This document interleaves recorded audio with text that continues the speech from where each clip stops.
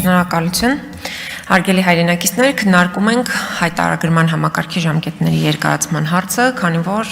իշխանությունները չեն կարողանում կազմակերպել իրենց ընդունած օրենքի կատարումը։ Եվ անհրաժեշտություն կա, որպեսզի ժամկետները երկարաձգվեն մինչև նոյեմբերի 1-ը։ Ինչ խոսք, հայտարարագրման համակարգը հատկապես հանրային պետական պաշտոնյաների համար դա պարտադիր է եւ խիստ ցանկալի, ինչը որ կա եւ այդ ավանդույթը արդեն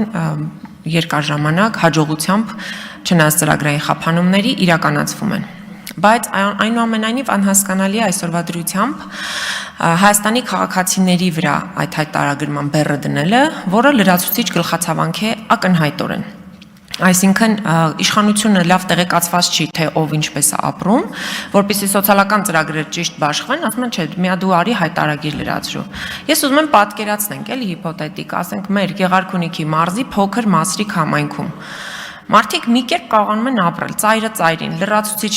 բազմաթիվ խնդիրներ ունեն, սոցիալական, էլ չասեմ գյուղատնտեսական, բոլոր իրենց խնդիրների հետ զուգահեռ։ Հիմա մարդիկ պիտի նստեն հայտարարագիր լրացնեն, որ պետությունը հասկանա, թե մի պարկ ավել կարտոֆիլը երբ վաճառվեց, ոնց վաճառվեց,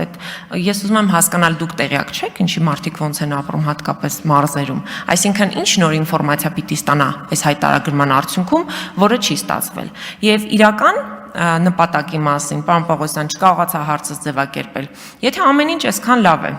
եթե ամեն ինչ իսկապես գնում է նրան, որ հայտարարագիր լրացնելը բխում է քաղաքացու շահից միայն, բայց ինչի՞ եք բոնուս առաջարկում։ Դե թող մարդիկ իրենց քաղաքացիական պատասխանատվությունը կիրառեն եւ քաղաքացիական պատասխանատվությամբ մոտենան։ Թե չի ասում եք եկեք հայտարարագիր լրացրեք, շահեք, հայտարարագիր լրացրեք, Արման Եղանյանն էլ ասում է ավելի շատ շահ են նրանք, ովքեր որ արդեն լրացրել են։ Բայց եթե իրենց համար արվում է ամեն ինչ, ինչի՞ եք կաշառք առաջարկում պետության մակարդակով։ Շնորհակալություն։